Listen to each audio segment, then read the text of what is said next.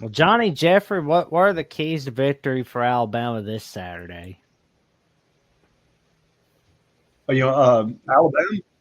Uh-huh. Alabama's got to defensively decide what they're going to do. I mean, I was watching in the South Carolina game.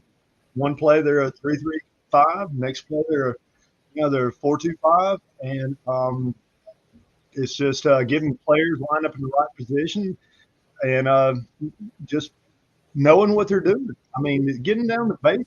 I mean, they just look confused. Tackling is terrible.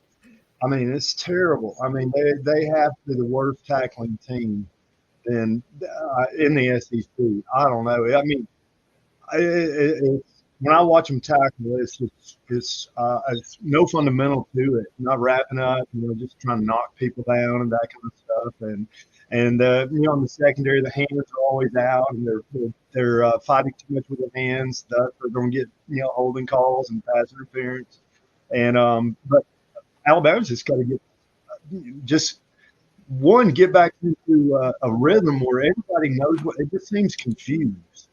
What is our strategy? What is our plan? What do we plan? What's our identity?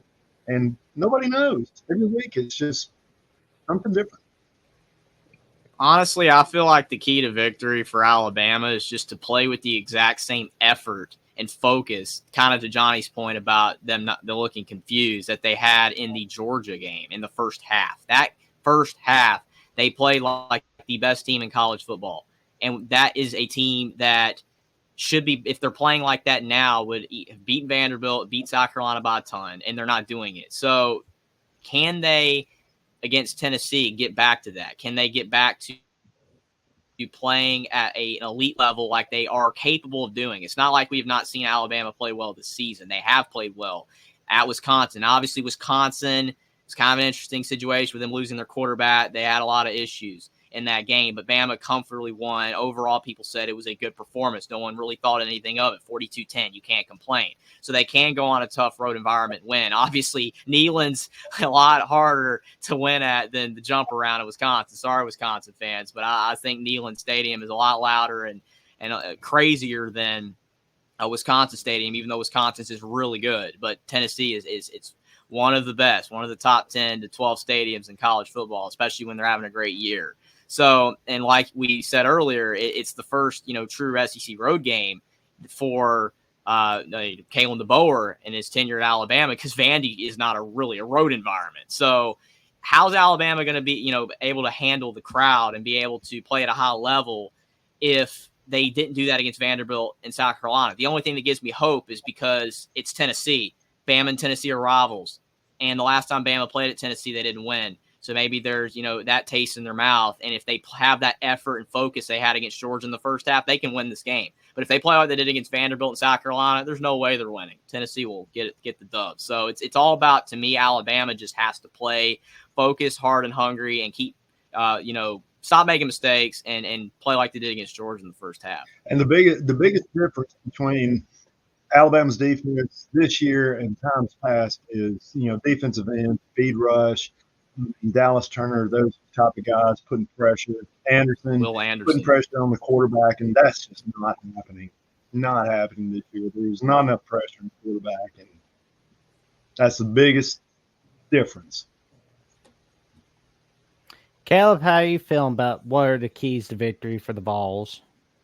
Yeah, I'll go with the line of scrimmage on both sides of the football. I think going back to the defense, which we've spoken on a little bit here, the secondary for Tennessee, which in 2022 and 2023 was also not the best, is still not up to what the coaching staff would want. I feel like you've got Jermon McCoy and a couple other transfers, Jacoby Thomas at safety.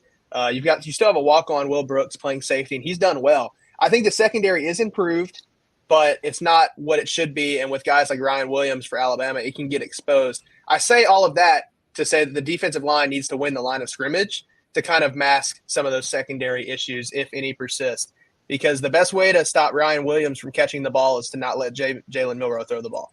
So they need to somehow get a pass rush on Alabama's very talented offensive line with guys like Tyler Booker and Caden Proctor and those guys up front.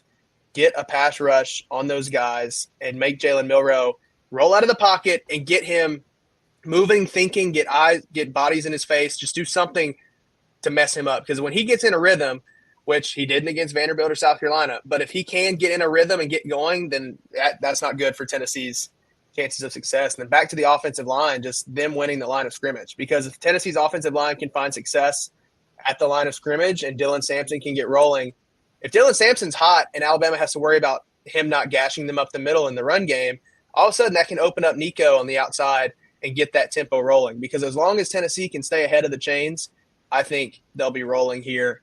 And I mentioned it a little bit with Florida about kind of the mental hurdle that there is when Tennessee plays Florida.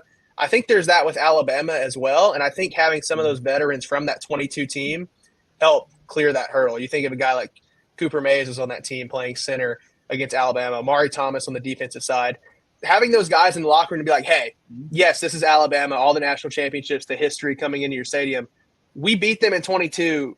They're not impossible to beat. You've seen it this year. They've gotten beat. I think getting over that mental hurdle was big in that 22 game, and I think that can help again this trip. But, I'm really curious to see what happens in this one. I think it'll be won or lost at the line of scrimmage. And truthfully, you'll probably know within the first 15 minutes how the rest of the game will go.